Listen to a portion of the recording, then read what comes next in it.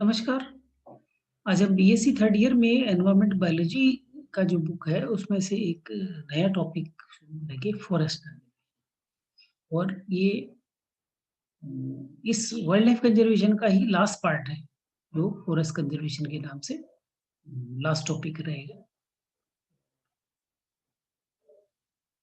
भी हम जब फॉरेस्ट कंजर्वेशन की बात करते हैं तो सरकार के अपने प्रयास हैं कि अपने प्रयास में आप भी हर साल प्लांटेशन करते हैं।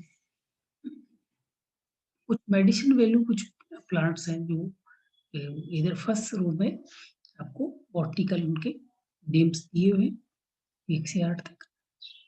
कुछ प्रचलित नाम हैं जो हिंदी में जो जानते हैं लोहे, रूसा,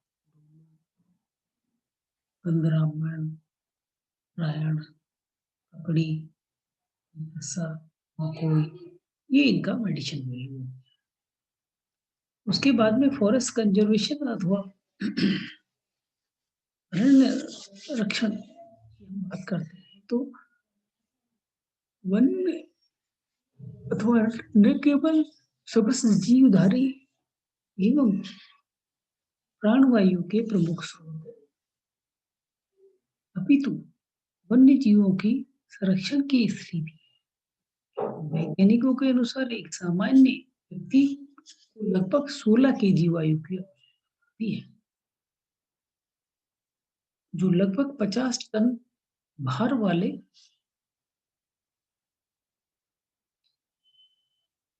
6 वृक्षों से मिल सकती है। उधर इस प्रकार के पूरे समाज के लिए एक ही वन की आवश्यकता होती है। भारत में 1.6 लाख हेक्टेयर प्रति वर्ग की दर से वन समाप्त हो रहे हैं।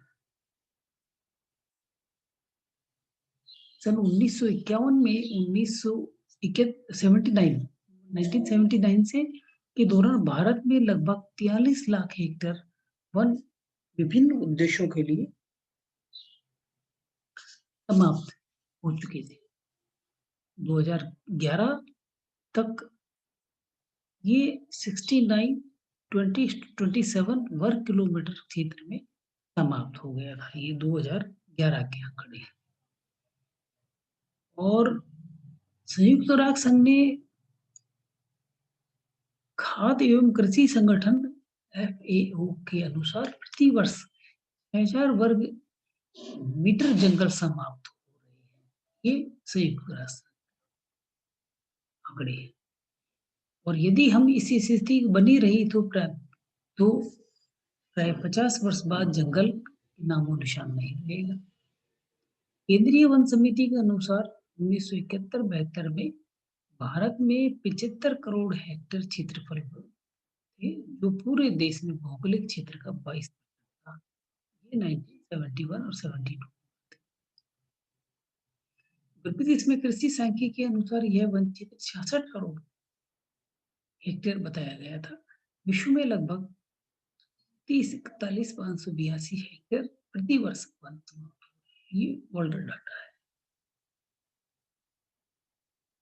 फॉरेस्ट की जो विनाश से जो हानि हुई है, विगत 130 वर्षों में हमारे वनों का मुख्य कार्य औद्योगिक विकास में सहायता होने के साथ-साथ आय के स्रोत के रूप में रहा है। ये एक चिंता का विषय है कि स्वतंत्रता प्राप्ति के उपरांत देश की आधा वन संपदा समाप्त और नष्ट हो चुकी है।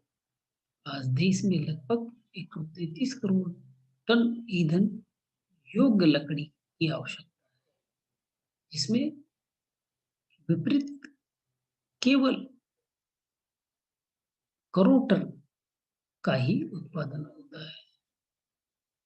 इस प्रकार 26 करोड़ टन मीटर औद्योगिक लकड़ी की आवश्यकता होती है, जबकि उत्पादन लगभग केवल 12 करोड़ घन मीटर ही है। कृषि पर राष्ट्रीय आयोग 1979 के अनुसार सन 2000 तक 225 करोड़ घन मीटर ईंधन का योग लकड़ी तथा 47.18 करोड़ घन मीटर इंडस्ट्रियल लकड़ी की मांग होगी के वर्तमान उत्पादन दर के आधार पर लगभग 36 करोड़ घन मीटर की कमी आएगी। इसके लिए और अधिक क्षेत्र पर वन लगाने का सुझाव दिया। लगभग ऐसा ही सुझाव 1982 में पर्यावरण नियोजन पर राष्ट्रीय समिति ने सरकार को दिया था। इस समिति ने सरकार को देश की वन नीति पर पुनः विचार करने का सुझाव देते हुए वन में वर्तमान 77 करोड़ हेक्टेयर क्षेत्र को बढ़ाकर 100 करोड़ हेक्टेयर क्षेत्र को कहा था। वन संपदा हमारी राष्ट्रीय समृद्धि का आधार है। इसके आधार आवास, खाद्य, ईंधन, वस्त्र रहता है, ही रक्षा भी होती है। मिट्टी की उत्पादकता, भूसंरक्षण, बाढ़, जल स्तर आदि में वन CO2 और O2 के बीच में संतुलन, जिसमें प्राणियों तथा वनस्पतियों जीवन की रक्षा होती है। वन पर्यावरण प्रदूषण से भी हमारी रक्षा करते हैं। इस प्रकार पर्यावरण की वृद्धि, भूस्खलन, भू संरक्षण रोकने नहीं, लोगों के स्रोत, जल का बहाव नियमित करते और बाढ़ और सूखे के प्रकोप कम करने के कारण वन मानव जीवन के प्रमुख आधार बन गए। साथ ही दैनिक जीवन की अनेकानेक आवश्यकताओं के लिए भी वन तो वन की आवश्यकता। मौसम, अरण्य विनाश ने देश के मौसम में प्रभावित किया है। 1947 में पहले की तुलना में गुवाहाटी, शिलोंग, असम अधिकांश वन क्षेत्रों पर इसी पर धरती के नीचे का जल स्तर भी घट रहा है। सृष्टि के तुरंत बाद भूमि का सूख जाना किस तरह का परिचायक है। इन सब का असर फसल पर भी पड़ता है। सूखा और बाढ़ की स्थिति में काफी गंभीर होती जा रही है। एक समय था जब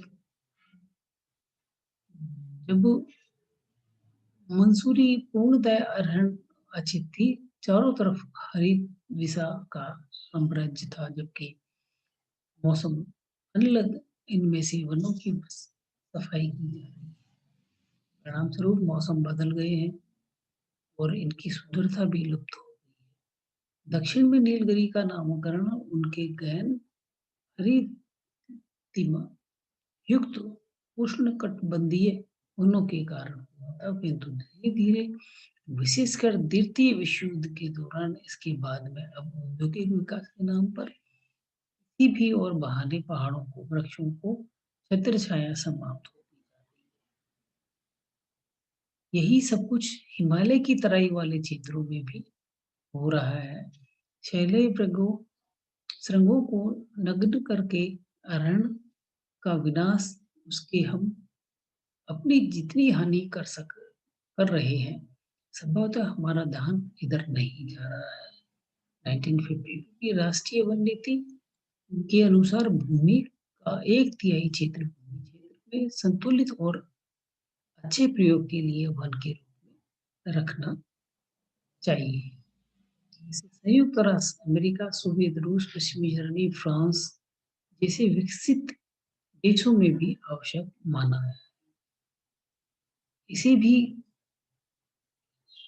1974 में नई दिल्ली में आयोजित वन के केंद्रीय परिषद में 14वें सम्मेलन के दौरान दोहराया गया था। सभी वन में वन की रक्षा पर्यावरण की रक्षा के लिए आवश्यक मानते हुए ये इस पर एक तिहाई जोर दिया था वन लगाने के लिए। प्रदूषण, 1968 में संयुक्त राष्ट्र शैक्षणिक, आनुवंशिक, वैज्ञानिक एवं सांस्कृतिक संगठन द्वारा आयोजित सम्मेलन में सभी एक मत से निष्कर्ष पर पहुंचे थे कि यदि वन संरक्षण न किया गया तो न केवल वन्य जीवों का विनाश होगा, अपितु पर्यावरण को असामान्य संतुलन हो जाएगा। 1970 में दिए गए एक अध्ययन के अनुसार वायुमंडल में CO2 की मात्रा तीव्र गति से वृद्धि हो रही है।